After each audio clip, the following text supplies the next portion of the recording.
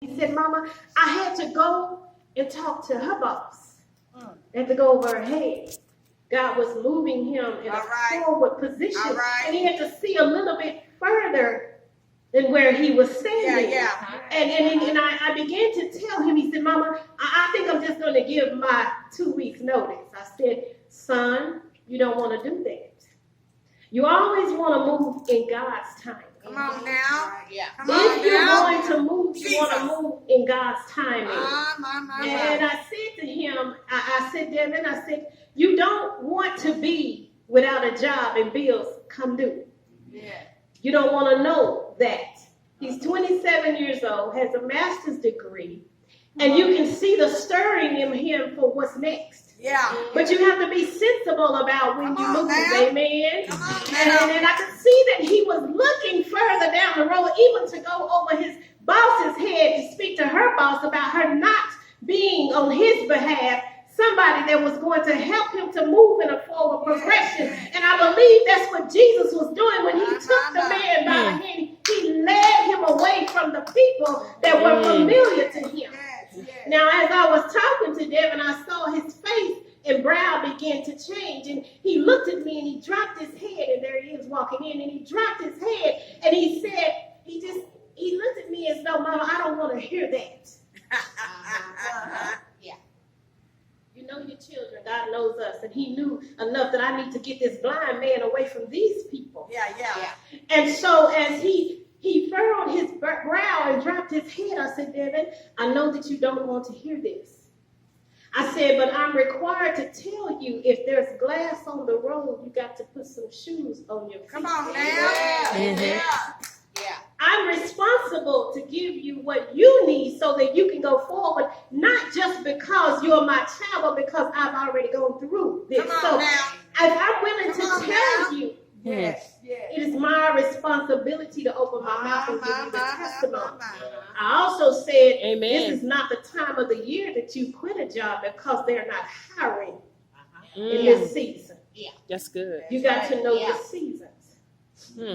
But Jesus knew enough to lead this man away from the people that may not have his best interest, that when he did open his eyes, that he would see something totally different, being something afresh and anew. He led him away to help his unbelief. And sometimes we need to get to a place to understand that our spiritual blindness affects our natural sight. Come on now. Amen. I believe they say you can't see the forest for the tree. And so when we're looking sometimes and our spiritual eye is blinded, the natural sight is affected. So it's going to cause me to look and see something a different way than God himself is seeing it. God is doing a new thing, and he said now it springs up, and he asked the question, do you perceive it? I'm making a way in wilderness, and that was something that David needed to understand at that moment, that God was making a way in the wilderness. Sometimes the drought is not for you to stay in, it's for you to pass through. Amen? Yes. Psalms 31, he said, behold, the eye of the Lord is upon them that fear him, and upon them that hope in his mercy. Everything we do, we need to be hoping in his mercy. We need to be knowing that God has got my back when all others are against me, and he'll move me strategically even through my enemies. Amen? Amen. Could it be the mercy of God, the love of God that led this man forward away from the area that he was standing, to open his eyes, that he would not see his current condition, that he would not struggle in familiarity, because we get comfortable in a struggle. Yes, we do. The mindset of a struggle, it begins to make you believe that that's all there is. And when Jesus came on the scene, he not only knew what was coming, but he had already surveyed the land, and he already saw, oh no, I need to move you from this. I need to get you away from this. Now, as I speak of Devin, about a month ago, God began to deal with me about getting him a resume writer. And I knew, okay, we're getting close to almost a year of this master's degree, so you need to move on this thing. So I told him, I said, David, we need to start praying on Sunday, every Sunday. We need to connect. Because sometimes you can be around people and not even understand that they're going through some things. That's right. That's right. Mhm. This man, blind man, been blind for we don't know how long. But some people may get comfortable with you struggling. You're right. Come on That's now. Some good. people will get comfortable without you seeing the benefit of what God has for you. That's good. Some people can be comfortable in you not having what they think you should not have. That's But God good. said in His Word, He said, if I am for you, who can be against you? He said, I will never leave you nor forsake you. And that That's good. leaving means that I'm not going to leave you in your present condition. That's And good. so I'm saying to you this morning that it is the grace and the mercy of God that does not leave us sitting in the position that we've been sitting in for too long. And He Yes. knows enough to move you from that present condition. And so I did call. I had been researching, resume writers researching, reviewing, looking online, and I found a lady finally. Now, I'm not knowing what he's going through at work. Right. But God was already dealing with me on his behalf. So when he sat down with me, I said, Devin, I'm setting you up an appointment for a resume writer. And I'm doing it this week. And he just had this look like, okay, thank you, Mama. Where did that come from? But God. And so we set the meeting up. The lady met with him. And she said, perhaps Devin needs to call me. Okay. So they had the meeting this past Thursday. And I sent her a text. She said, I have a meeting with Devin Thursday. I said, I will be paying for this service. And I said, my prayer is that you will be a blessing to him because he truly deserves it. And so in conversation yesterday, she sent the resume and sent her invoice for payment. And I called her and she was saying how proud she was of him and that he was a blessing in talking to her. She's been doing this, she said, for 20 plus years. And I'm not saying that to make my boast for Devin, but I'm saying that to you because you never know, even in the midst of the crowd that does not have your back. As Devin was looking at the team lead that does not have his career advancement in mind, God already has some things working on his behalf. You had not met the resume writer that he has stirred up. You had not had the conversation with Mama to tell you to pump your brakes, player, because it's not time for you to move. And so in all of that, and I'm saying this to you this morning, don't get caught up in where you're standing because your present condition is not going to be the only condition. God has already prepared somebody, a new crowd of people, a new view, somebody that you have not met to move you forward in what God has for you. Amen? Amen. That's good. Yes. I'm reminded of a song that my grandmother used to sing. Precious Lord, take my hand. Lead me on and let me stand. But the verse says, I am weak. I am tired. I am worn. But after you get through reciting your condition of being weak, tired, and worn, the next word says, precious Lord, take my hand. Lead me on and let me stand. And that's what he was doing with this blind man. We don't know the cries of how he got tired of fumbling around in the dark. We don't know the people that got used to his situation and his circumstance that he would never be able to see. But God knew enough and he heard his cry. Maybe one night he just got tired, hit the bed and said, you know what, I can't take it no more. Lord, allow me to see. And God immediately turned his attention to him and said, you know what, I heard your cry. Precious Lord, take my hand and lead me on and let me stand. And that's what he did. He took him on and led him out of his present condition. Now, I want you to look at the degree of deception. The man looked up after Jesus took him and led him out. He spit on his eyes and he asked him, can you see anything? And the man looked up and said, I see people. And they look like trees walking around. Now, I don't know about you. If I saw some folks looking like trees, I know that's not right. That's not what I'm supposed to be saying. I may be blind, but ain't nobody ever told me a person looks like a tree. I would believe there's something wrong. Now, God, you ain't finished now. You need to come on and do this thing and do it right and do it good. And he said, I see people and they look like trees walking around. He could not discern, distinguish, nor determine what he was seeing. But I know I hear you. Blind. Nobody ever told him that a man looked like a tree. I hear you. Something is not right. He could not determine even how to move or to navigate the situation. He had gone from one degree of blindness to another. So we're looking at a degree of deception. Common effects that are things that affect your depth of perception are blurred vision, misalignment of the eyes, and in his case, absence of one or both eyes. But God got somebody that's looking out for you. He said, I sit high and I look down low. And even this man wasn't seeing correctly, but he had to hang his hand in the hand of the man that held his future. This man, he was dealing with a degree of deception. I went from not seeing to now I'm seeing people that look like trees.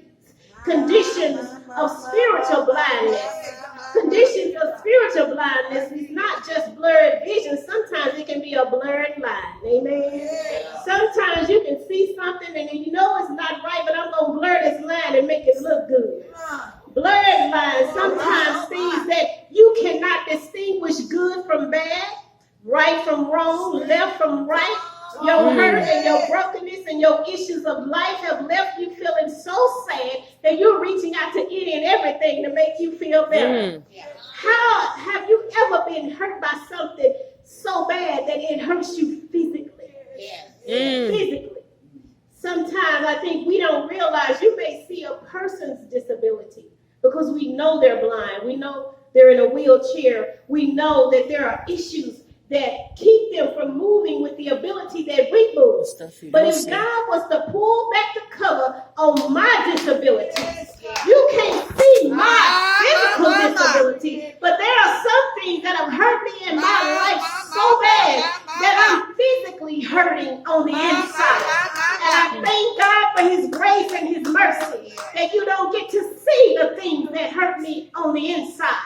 I might not have a wheelchair, but there are times when I'm crumpled over and disabled by hurts and pains and issues of life. I don't know about you, but I'm grateful for the love of God that he covers some things that people don't get to see. Not even what you do to me or how it makes me feel. We can walk yet still with our head held up. We can walk yet still without any medication, any drugs, or anything. Because, Lord, I know you got my back. I may not be able to distinguish all the time what's good and what's bad. I may not be able to determine what's right and what's wrong.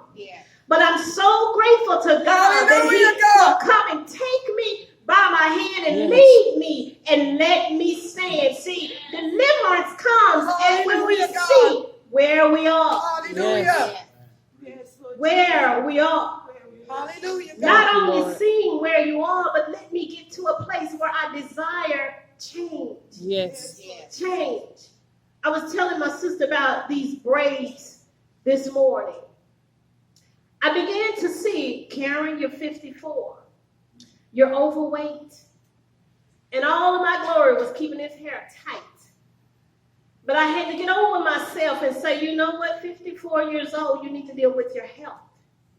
You need to get your body right. So I had to lay some things down, all the things that I perceived to be okay with Caryn. I had to say, Caryn, you can have pretty hair and be unhealthy. Come on, man. So I had to deal with Caryn, have a good talk with Caryn. And I had to look at myself and say, you know what? You're going to have to get over this. And get this right. That's good. And I'm saying to you, I don't know what it is that you need to get over so you can get some things right. So that God can move you to the place of blessing, to the place of increase. As you get older, you get a little bit more tired. Some things that I may have comfortably dealt with in my 30s, I'm not going to comfortably deal with in my 50s. I'm not going to do it, even if it means I need to look at myself. And I don't have a problem doing that. So deliverance comes when you see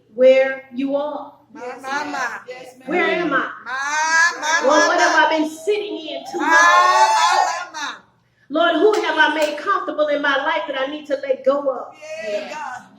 Lord, when is the time for change, oh God? But God is saying, I'm needing you to prepare yourself for the change. And sometimes preparation is not comfortable. No. It's not comfortable. No. Because it requires you to do something before God does something. The blind man didn't even know enough to do anything because, again, he probably was comfortable in the circumstance. But God stirred up a friend, a group of friends to bring him to Jesus, and they wanted him to touch them. They wanted Jesus to touch him. And this morning, God has sent me because I want him to touch you. I'm asking God to touch you in your situation, even if you cannot see. My cry this morning, Lord, please touch them, God, that they'll be able to come out of the situation and the circumstance. I'm asking God to move on your behalf this morning to line up some new friends, to line up somebody that's going to lead you out and lead you to the man with the plan for your life. You might have thought you were just coming to church this morning, but God sent somebody that's going to say, Lord, touch him. Lord, move him. Lord, deliver him, and Lord, set him free.